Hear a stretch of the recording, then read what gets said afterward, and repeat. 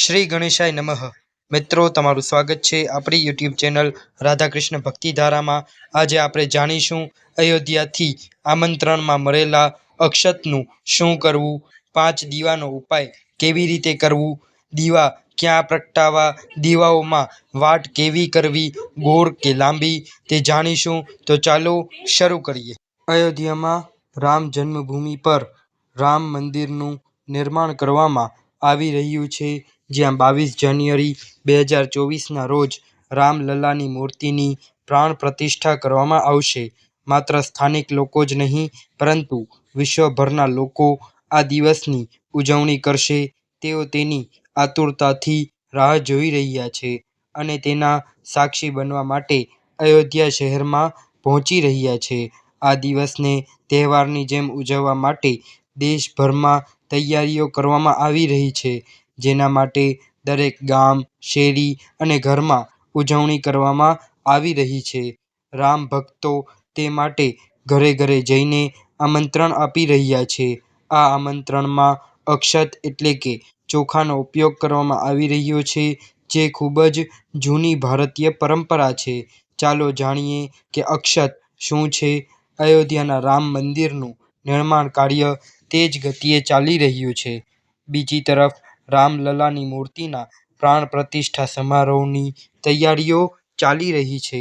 ભારતીય પરંપરા અનુસાર પ્રાચીન સમયમાં કોઈપણ તહેવાર કે કાર્યક્રમ માટે એકબીજાને અક્ષત એટલે કે ચોખા આપીને લોકોને આમંત્રણ મોકલવામાં આવતા હોય છે. આ માટે હળદરમાં રંગેલા પીળા ચોખાનો ઉપયોગ થતો હતો. હિન્દુ ધર્મમાં અક્ષતનું વિશેષ મહત્વ છે અને કોઈ પૂજા, અનુષ્ઠાન કે ધાર્મિક કાર્ય અક્ષત વિના પૂર્ણ નથી થતું. ભગવાન રામની મૂર્તિના પ્રાણ પ્રતિષ્ઠાના મહોત્સવમાં ભાગ લેવા દેશભરમાંથી લોકો આવવાના છે. આ માટે રામ ભક્તો શેરીએ ગલીએ જઈને પીળા ચોખા આપીને આ કાર્યક્રમમાં ભાગ લેવા આમંત્રણ પાઠવી રહ્યા છે. એક પરબિડિયામાં પીળા ચોખા છે, જેને આમંત્રણ માનવામાં આવે છે. પીળા અક્ષત ભગવાન રામનું પ્રતીક અને આશીર્વાદ મનાય છે. જે લોકોના ઘરે રામલલ્લાની પ્રાણ પ્રતિષ્ઠા માટે આમંત્રણ આપવામાં આવ્યું છે, તેઓ વિચારી રહ્યા છે કે આમંત્રણમાં મળેલા અક્ષત એટલે કે ચોખાનું શું કરવું.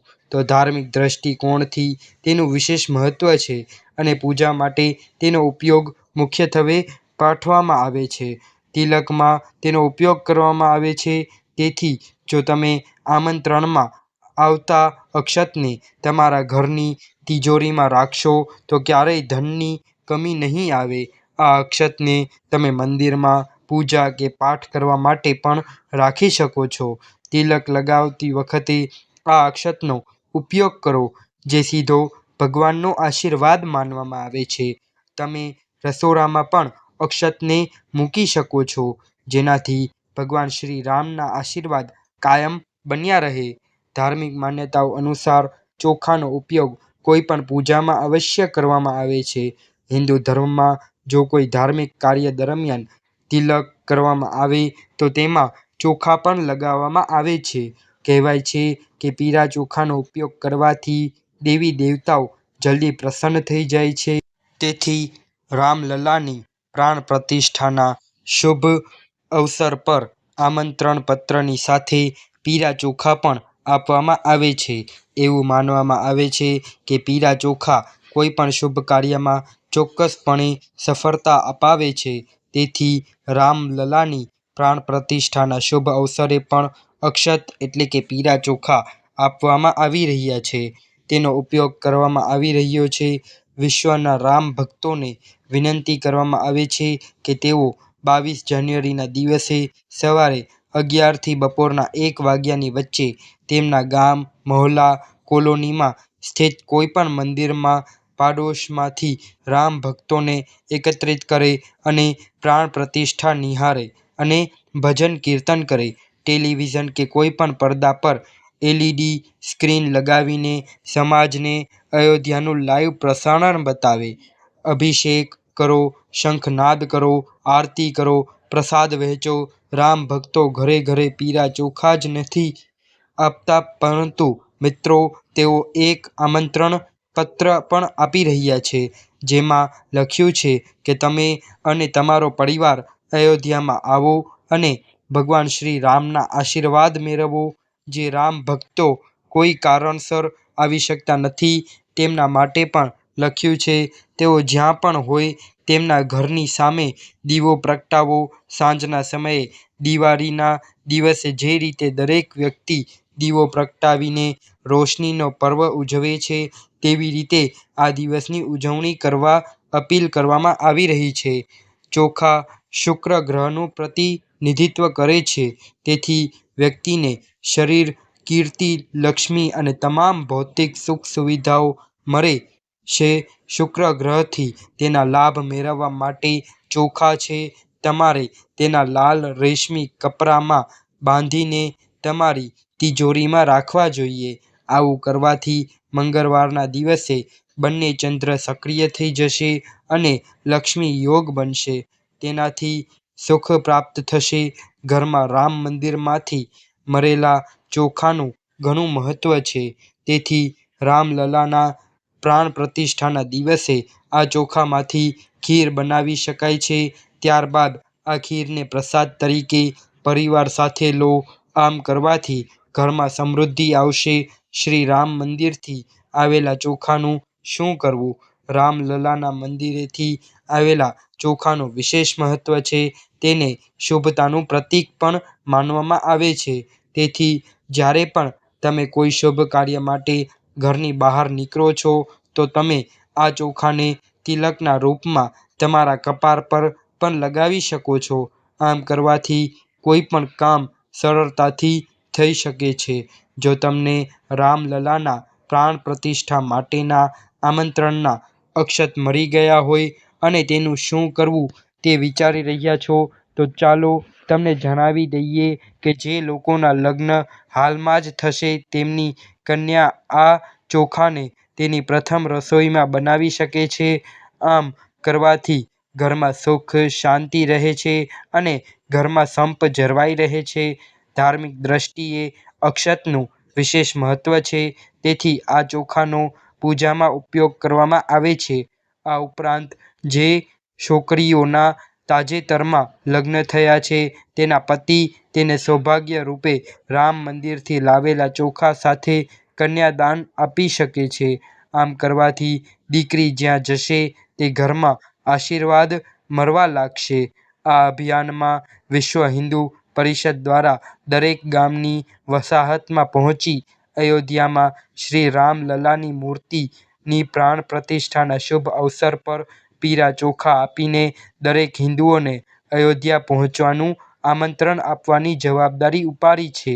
22 જાન્યુઆરીએ શ્રી રામના નૂતન મંદિરનું ઉદ્ઘાટન થશે. વધુમાં હિન્દુ સમાજના જે લોકો અયોધ્યામાં રામલલાના દર્શન કરવા નથી પહોંચી શકતા, તે લોકો ઘરે રહીને સમૂહમાં આ કાર્યક્રમ જુએ અને મંદિરમાં ભવ્ય આરતી થાય તે દિવસે દિવાળી જેવો માહોલ તૈયાર કરવામાં આવે. સમગ્ર શહેર અને ગામમાં દરેક ઘરને કેસરી પાનની રંગોળી કરી શણગારવામાં આવે. આતિશબાજી કરવામાં આવશે. દીવાઓ પ્રગટાવીને શેરી મહોલ્લાઓમાં ઉત્સવનું વાતાવરણ સર્જાશે.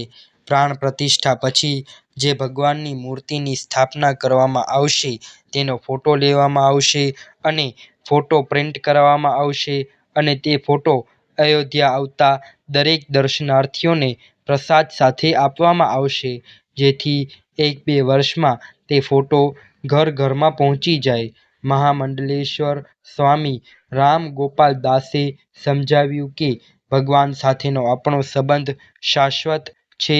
જીવનનો ભગવાન સાથે સતત સંબંધ છે, એટલે કે એક એવો સંબંધ જે ક્યારેય નાશ પામતો નથી. તેમણે કહ્યું કે તે અક્ષત છે, જે ભગવાન સાથેના આપણા શાશ્વત સંબંધ અને મંદિરની શાશ્વતતાનું પ્રતીક છે. ડાંગરના ઉપરના ભાગને દૂર કર્યા પછી જે ચોખા બચે છે, એમાં અક્ષતનો ઉપયોગ થાય છે. કેટલીક જગ્યાએ હળદર, સોપારી અને તુલસી દળનો પણ ઉપયોગ થાય છે. તેમણે સમજાવ્યું કે તુલસીદાસે ભગવાન શ્રી રામને દહીં અને ચોખા ખાતા જોયા હતા, તેથી તેને મહાપ્રસાદ પણ કહેવામાં આવે છે. તેમણે કહ્યું કે અક્ષત ડાંગરનો આ ભાગ અંતર આત્માનું પ્રતિનિધિત્વ કરે છે. તેનાથી આશીર્વાદ જળવાઈ રહે છે. તે માટે લગ્નમાં પણ તેનો ઉપયોગ કરવામાં આવે છે. આથી જ પત્રો દ્વારા આમંત્રણ આપવામાં આવે છે. અક્ષત આમંત્રણ દ્વારા સામાન્ય ભક્તોને પણ આમંત્રણ ગયું છે. નજીકના મંદિરોમાં પૂજા આરતીમાં ભાગ લેવો. જૂના સમયમાં પણ અક્ષત દ્વારા લોકોને લગ્ન કે અન્ય કાર્યક્રમો માટે પણ આમંત્રણ આપવામાં આવતું હતું. અક્ષત ચોખા પણ કાર્ડની સાથે મોકલવામાં આવતા. જેમ દિવાળીના દિવસે આપણે ઘરમાં દીવા પ્રગટાવીને ઉત્સવ ઉજવીએ છીએ, તેવી જ રીતે 22 જાન્યુઆરીનો આ ઉત્સવ આપણે દિવાળીની જેમ ઉજવવાનો છે. કેમ કે જ્યારે પ્રભુ શ્રી રામ પધાર્યા છે, બિરાજમાન થયા છે, ત્યારે દિવાળીનો ઉત્સવ તો મનાવવો જ જોઈએ. જેવી રીતે આપણે દિવાળીના દિવસે લક્ષ્મી માતાનું પૂજન કરીએ છીએ, તેવી જ રીતે 22 જાન્યુઆરીના દિવસે આપણે પ્રભુ શ્રી રામનું પૂજન કરવાનું છે અને આ રીતે દિવાળી ઉજવવાની છે. આપણે જે કંઈ પણ પૂજા વિધિ કરીએ તે મનથી કરવી જોઈએ અને તે દિવસે આપણે કેટલા દીવડા પ્રગટાવવા જોઈએ તે પણ જાણવું જરૂરી છે. ઘણા લોકો દિવાળીની જેમ પોતાના ઘરમાં ઘણા બધા દીવડા પ્રગટાવે છે, પરંતુ જો વધારે વ્યવસ્થા ના હોય તો ઓછામાં ઓછા એક દીવો પ્રભુ શ્રી રામ માટે અવશ્ય પ્રગટાવવો જોઈએ. તે દીવા પ્રગટાવવામાં આપણે શુદ્ધ દેશી ઘીનો ઉપયોગ કરવો જોઈએ અને આપણે જે દીવો પ્રગટાવીએ તે માટીનો બનેલો હોવો જોઈએ. ભગવાન શ્રી રામની પૂજા કરતા સમયે તો તે દીવો આપણે પ્રગટાવી દેવો જોઈએ, પરંતુ દિવાળીની જેમ આપણે આખા ઘરમાં પણ દીવા પ્રગટાવીશું તો તમારે તમારી જેટલી ક્ષમતા હોય તે મુજબ તમે માટીના દીવા લઈને પ્રગટાવી શકો છો. જ્યારે પૂજા સમયે દીવો પ્રગટાવીએ ત્યારે તેમાં ગોળ ઊભી દિવેટ રાખવી જોઈએ, પરંતુ જ્યારે આપણે ઘરમાં બીજી જગ્યાએ દીવા પ્રગટાવીએ ત્યારે તેમાં લાંબી દિવેટ રાખીએ તેનું ખાસ ધ્યાન રાખવું જોઈએ. મિત્રો, આપણે પોતાના ઘરમાં જે રસોડું છે તેમાં એક દીવો પ્રગટાવવો જોઈએ અને જો તમારે પોતાના પિતરો માટે દીવો પ્રગટાવવો હોય તો તેને દક્ષિણ દિશા તરફનો રાખીને પ્રગટાવવો જોઈએ. બીજો દીવો જો તમારા ઘરમાં તુલસીનો છોડ હોય તો ત્યાં પ્રગટાવવો જોઈએ. ત્રીજો દીવો તમારા ઘરનો જે મુખ્ય દરવાજો છે ત્યાં પ્રગટાવવો જોઈએ અને ચોથો દીવો પણ તમારે તમારા ઘરના મુખ્ય દ્વાર પર પ્રગટાવવાનો છે. એટલે કે ઘરના મુખ્ય દ્વારના બંને બાજુ દીવા પ્રગટાવવા અને છેલ્લે પાંચમો દીવો તમારા ઘરમાં જે પવિત્ર અને ચોખ્ખી જગ્યા હોય તે જગ્યાએ પ્રગટાવી દેવો જોઈએ. તે દિવસે આપણે એ વાતનું ખાસ ધ્યાન રાખવું જોઈએ કે આપણા ઘરમાં સહેજ પણ અંધારું ના હોય. આપણે પ્રભુ શ્રી રામનો આ પ્રાણ પ્રતિષ્ઠા ઉત્સવ ફટાકડા ફોડીને ઉજવવો જોઈએ, જેવી રીતે આપણે દિવાળીનો તહેવાર ઉજવીએ છીએ. મિત્રો, તમને આ વિડીયો પસંદ આવ્યો હોય તો આ વિડીયોને લાઈક કરજો, શેર કરજો અને આપણી યુટ્યુબ ચેનલને સબસ્ક્રાઈબ કરી બેલ આઇકન દબાવજો અને કોમેન્ટ બોક્સમાં જય શ્રી રામ અવશ્ય લખજો. ધન્યવાદ. હર હર મહાદેવ.